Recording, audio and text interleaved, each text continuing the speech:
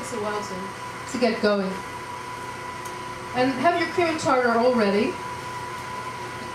Oh, thanks. Yeah, that's a great idea. And we only need 1 tablespoon. This isn't strained, but we're not going to be eating this, so it doesn't matter. It won't cause it to fall, a few little lemon pieces. That's the full amount. This is 2 teaspoons of cream of tartar per 16 egg whites.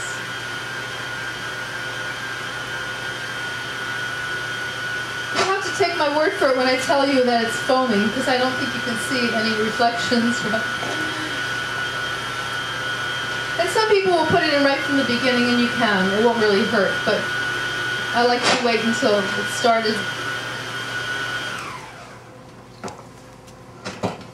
And put it in with the motor off. Oops.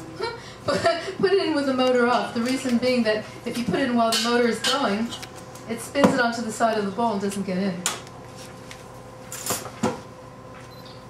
Wonderful. Now you'll be able to see it on the blog. Now you'll be able to see it when we're going to take this and hopefully put it on the blog.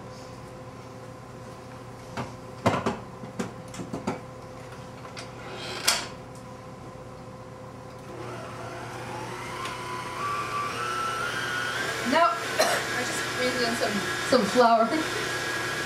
Now that it's beating at a fairly high speed, it should take about 1 or 2 minutes, just under 2 minutes usually, to reach the soft peak stage. And I don't even stop the mixer anymore to see if it's soft peaks, because I can see that when you see the whisk marks distinctly, you know it's around that point. And then I start adding the superfine sugar. And superfine sugar is really best, gives you the finest texture in the cake. And, pardon? You can buy superfine sugar or you can grind it in the food processor. I'd rather buy it. But I get it in 50-pound sacks. In the store it comes in boxes of 1 pound, and a real nuisance if you're doing a lot of baking. Thank you. I wouldn't normally bring it up high right now, but since I want this to happen faster, I'll do it. And if the sugar often clumps, even the superfine, so if you found that the sugar is clumped, you want to sift it before adding it.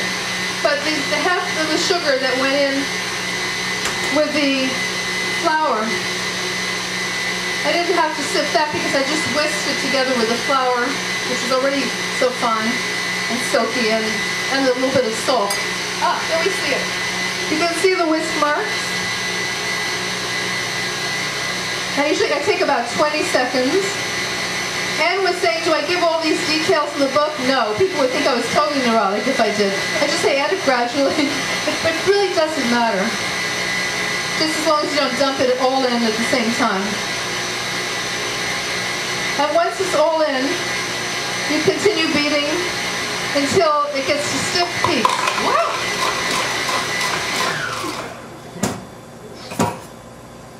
Normally, I recommend using parchment, because then you can use it as a funnel.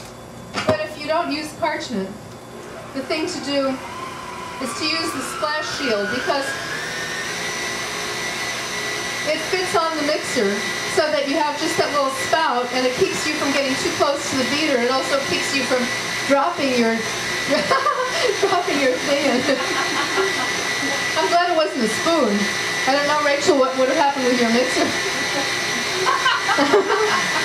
Did I have the lemon juice? I did. Okay. And when it starts getting very shiny, it's going to be at the stiff peak stage, but I'll open it up so you can see.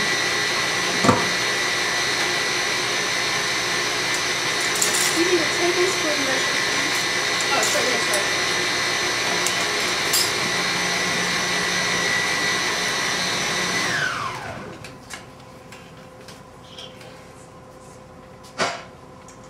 That's just about stiff enough. It could be a tiny bit stiffer, but I'm going to be adding the vanilla. The peaks are straight up. Oh, not talking in here anymore.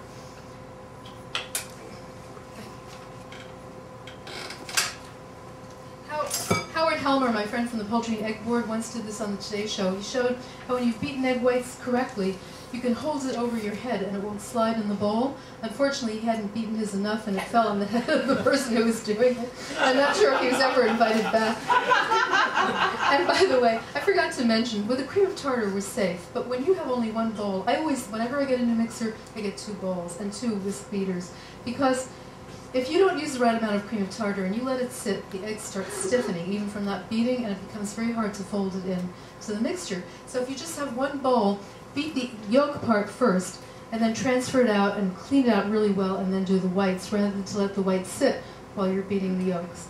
I know it seems kind of backwards, since it wouldn't matter if it were clean or not for the yolks, but that's the only way to be sure that the whites will stay properly flexible.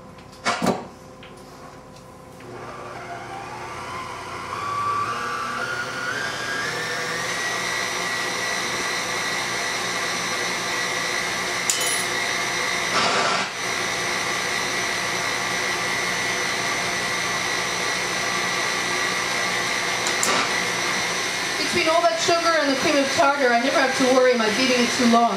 And at this point I'm beating it just till I see very little streaking, because we'll continue mixing it in when I'm folding it.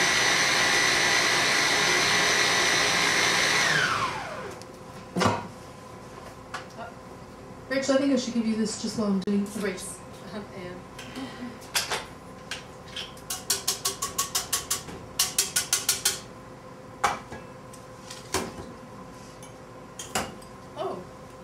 Anne pointed out a very important thing, that we don't have a cake pan. But I know that there was some in the sink. Yeah. Have they been washed? If they haven't been washed, we'll just use what we have coated with crumbs to demonstrate the technique of... This is another... Well, and you have a few minutes to do this, because that's how long it will take me to add these ingredients. I do them in 5 to 7 parts, about 1/4 of a cup of this mixture per. Thanks. We'll just use the dirty one. Okay.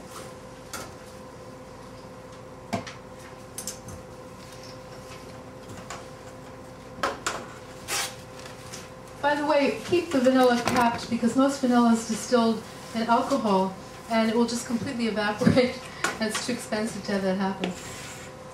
Thank you.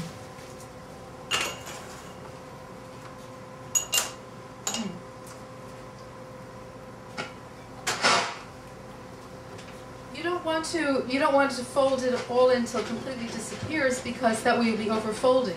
Because you'll be continuing. It's just the very last step. That's great. It's at the very last stage that you don't want to see any more particles of flour. But again, it's so much easier with a Wonder, because since it's formulated to absorb quickly and easily at any temperature,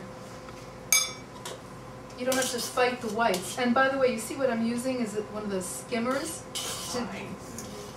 Well, actually, my very favorite thing is a balloon whisk, about that large, because you want something. You could even use the mixer whisk, but it's a little bit messy.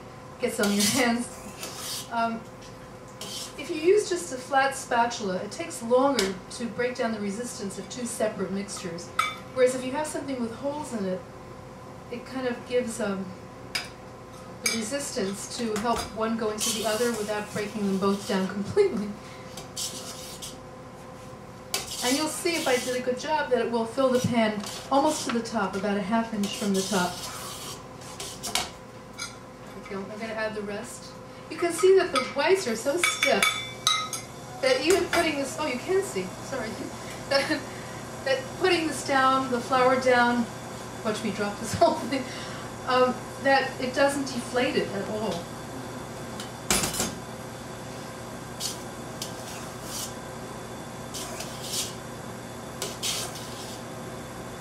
So this is the last folding, and I'm going down to the bottom of the bowl where often things don't get mixed in 100%. And then I'll use the rubber spatula. That's a really weak spatula. We have a large one. Does it say spatula on the floor? We've rearranged the kitchen. Thank you. I think a mouse took a little bite out of it. Or somebody might have dropped it into the mixer with it going.